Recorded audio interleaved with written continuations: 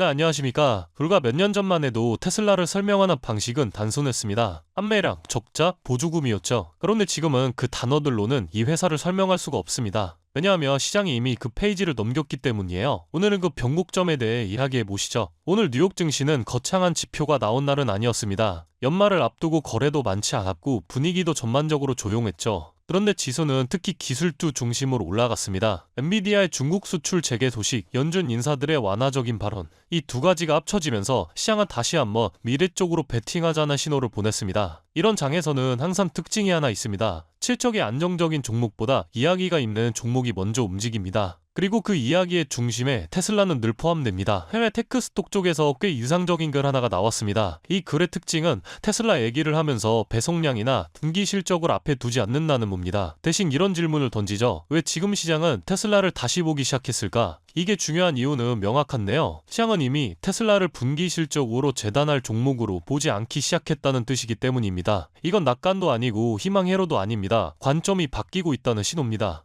테슬라 얘기에서 로보택시를 빼놓을 수는 없습니다. 예전에는 아직은 멀었고 언젠가 될 거다 늘 이런 말이 따라붙었어요. 과거에는 분명 그랬습니다. 그런데 지금은 질문이 완전히 달라졌습니다. 시장은 더 이상 될까 말까를 묻지 않고 어디까지 왔고 속도가 얼마나 나오고 있느냐로 바뀌었습니다. 실제 도로에서 운전자 개입 없이 진행되는 테스트, 점점 구체화되는 시나리오들, 이걸 시장은 이벤트가 아니라 진행 상황으로 받아들이고 있습니다. 이게 왜 중요하냐면 테슬라의 시간표가 다시 그려지고 있기 때문입니다. 시간표가 바뀌면 평가 방식도 같이 바뀝니다. 이제 중국 이야기로 넘어가겠습니다. 최근 중국에서 테슬라 모델 3 전 트림의 출고 일정이 2026년 2월로 밀렸다는 소식이 나왔습니다. 이걸 두고 위기다, 문제다 이런 말들도 나옵니다. 하지만 이건 해석의 문제가 아닌데요. 차가 안 팔려서가 아니라 주문이 밀릴 정도로 대기 수요가 있다는 신호입니다. 중국이 어떤 시장인가요? 가격 경쟁도 가장 치열하고 기술 경쟁도 가장 냉정합니다. 그 시장에서 전트림이 대기 상태라면 이건 약세가 아니라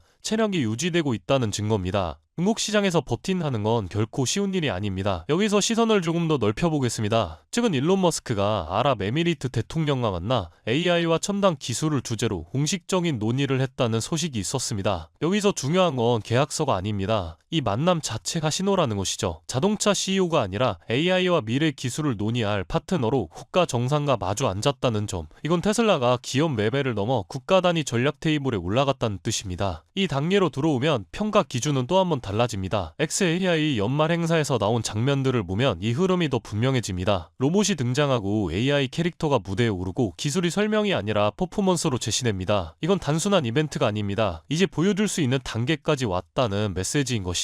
기술 기업들이 이 단계로 넘어올 때마다 시장은 항상 먼저 반응했습니다. 그래서 다시 처음 질문으로 돌아가 보면요. 테슬라는 지금 자동차 회사일까요? 아니면 시장이 이미 다음 페이지로 넘긴 전혀 다른 이야기인가요? 오늘 시장의 움직임을 보면 적어도 투자자들은 이미 결정을 내린 것처럼 보입니다. 테슬라는 실적을 증명해야 하는 회사가 아니라 방향을 확인받는 회사로 옮겨가고 있습니다. 이 흐름을 따라갈지 아니면 뒤에서 실적 숫자만 기다릴지는 각자의 선택입니다. 그렇다면 여러분들은 지금 주식 시장에서 수익을 내고 계신가요? 우리는 어떻게 해야 이런 불확실한 시장 속에서도 안정적으로 큰 수익을 얻어갈 수 있을까요? 눈에 띄는 대장주 M7 같은 종목들은 이미 너무 많이 상승한 뒤이기 때문에 앞으로는 진짜 큰 돈을 벌기 쉽지 않습니다. 진짜 기회는 그 대장주들 뒤에서 움직이는 수혜 종목에서 발생하는데요. 이런 종목들은 시가총액이 작기 때문에 비교적 소액으로도 접근이 가능하고 리스크 관리 또한 용이하죠. 즉 적은 자금으로도 큰 수익을 노릴 수 있는 구조입니다. 그런데 지금 시장을 움직이는 가장 큰 힘은 단순히 금리나 유동성이 아닙니다. 바로 미중 무역전쟁의 임합, 전략자원 전쟁이 시작됐기 때문이에요. 중국이 반도체에 이어 히토류 수출을 통제하기 시작했고 미국은 이에 맞서 자국 내 히토류 생산 라인을 재건에 나섰습니다. 단순히 정치적 갈등을 넘어서 AI, 전기차, 방위산업까지 직결된 신냉전형 공급망 전쟁입니다. 가장 대표적으로 눈에 띄었던 건 바로 히토류 전쟁의 중심에 선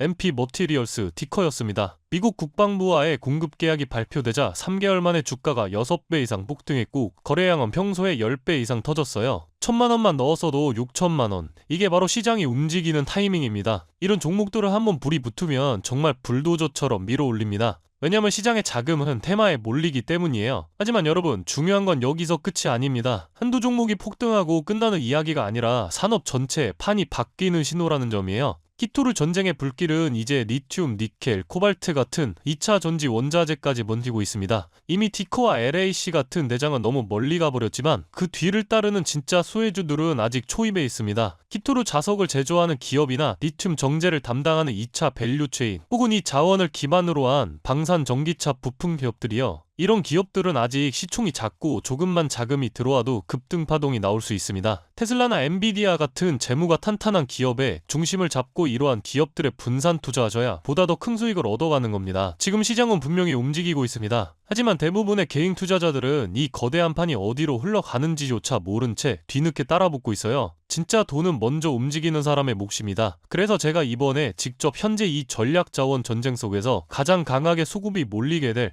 핵심 수혜 섹터와 종목 리스트를 정리해뒀습니다. 실제로 기관 자금이 들어오는 타이밍과 정부 정책 방향, 글로벌 공급망 재편 흐름까지 데이터 기반으로 정리된 PDF 자료예요. 이러한 정보도 소중한 제 구독자분들과 끝까지 영상 시청해주신 분들께만 오픈해드리도록 하겠습니다. 참여 방법은 간단합니다. 영상 아래 더보기란을 클릭하시면 파란색 링크가 하나 보이실 겁니다. 간단한 설문조사 진행해두시고 전송 버튼까지 눌러주시면 확인 후에 순차적으로 자료를 전달드리겠습니다. 절대로 금전 요구나 무조건적인 투자 권유 또한 하지 않습니다. 여러분이 시장에서 안정적으로 수익을 만들어 가시길 바라는 마음으로 준비한 자료들이에요. 꾹 가볍게 참고하시고 시장의 흐름을 직접 관망하셔도 좋습니다. 시장은 언제나 먼저 보는 사람, 먼저 움직이는 사람이 이깁니다. 지금 우리가 보고 있는 건 단순한 주가 상승이 아니라 글로벌 머니의 방향 전환이에요. 이 기회를 놓치면 다음 사이클이 올 때까지 또 몇 년을 기다려야 할지도 모릅니다. 영상이 도움되셨다면 좋아요와 구독 버튼 눌러주시고 저는 다음 영상에서 뵙도록 하겠습니다.